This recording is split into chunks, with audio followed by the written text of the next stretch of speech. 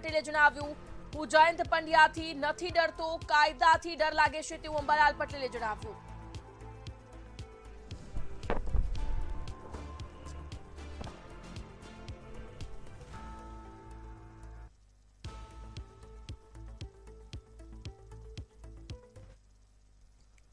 હવે કદાચ એવું બની શકે કે અંબાલાલ પટેલની આગાહી છે તે સાંભળવા ન મળે, કારણ કે આખું રાજ્ય છે અંબાલાલ પટેલની આગાહી છે તે સાંભળતું હતું. પરંતુ હવે જયંત પંડ્યા દ્વારા વધુ એક વખત પડકાર કરવામાં આવ્યો છે. અંબાલાલ પટેલ સાથે સીધી વાત કરીશું. કાકા, આગાહી કરશો હવે કે નહીં કરો? આગાહી તો કરવાની, કેમ નહીં કરવાની, પણ સરકારશ્રીનો સપોર્ટ મળે તો. કારણ કે આમાં કાયદાના આશ્રમમાં છે. આ માણસ કાયદાથી પડકાર થતો છે. આ પ્રકારનો કઈ જાણતા નથી. એને ગુના સંહિતા શું એ ખબર નથી, પરંપરાગત જ્ઞાન શું એ ખબર નથી. પણ જ્યારે કાયદો જે છે એ બાબતમાં તો સૌ ડરે. આમાં નોટી કરવાનું કહે છે. આ તો નોટી કુદરતને નાથવાનું કામ કરે. કેવું કહેવાય? સરકારનો કેવો સપોર્ટ છે? સરકારશ્રીનો સપોર્ટ તો યુનિવર્સિટી પહોંચાડે છે, અન્ય પહોંચાડે છે. આ માણસ આ જે કાયદા આ છે એ આગાહી કરી શકાય એવો સપોર્ટ મળે.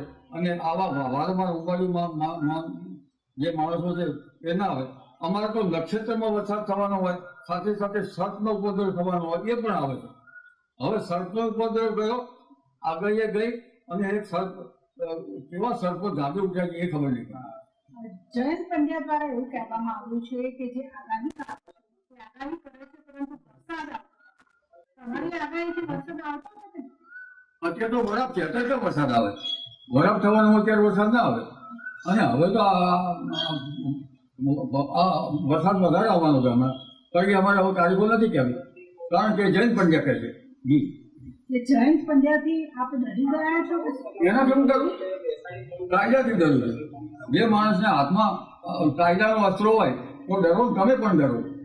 કારણ કે આ વખત મને વીતેલી છે, આ બાબતમાં વીતેલી છે કાયદાથી.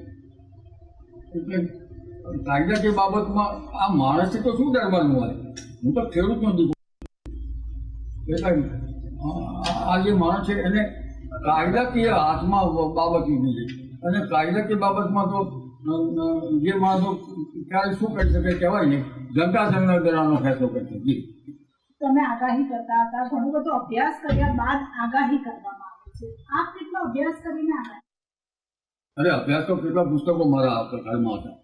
અમારા મિસિસ કહેતા હતા કે આ પુસ્તકો શું કરવાના છે. ત્યારે હું કહેતો મને બાળવાના છે આ પુસ્તકો. એ પુસ્તકો ઘણા મેં પશ્ચિમ આપી દીધા. પણ ઘણા એવા પુસ્તકો જે છે એમાં કેટલું વાંચન કરવું પડે અને કેટલું સંશોધન કરવું પડે, કેટલું કુદરતને જોવું પડે. સવારે વરસાદ થયો, વીજળી સાથે થયો તો સાંજ સુધી વરસાદ થવાનો છે. શનિવારે વરસાદ થયો તો આમ થવાનું છે.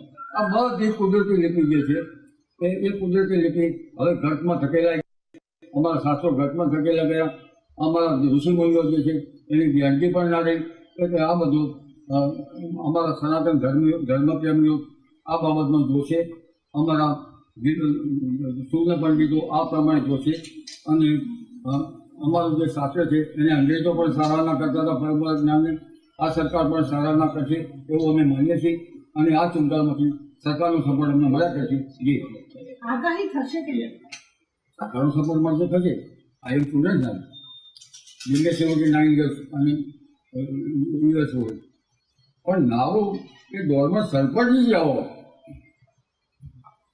એટલે જો સરકારનો સપોર્ટ મળશે તો અંબાલાલ પટેલ છે તે આગાહી કરશે, કારણ કે હાલ જે જયંત પંડ્યા દ્વારા જે કાયદાકીય રીતે જે તેમને પડકાર ફેંકવામાં આવ્યો છે ને તે પડકારને લઈને હાલ સરકાર પાસે અંબાલાલ પટેલ દ્વારા સપોર્ટની માંગણી છે તે કરવામાં આવે છે.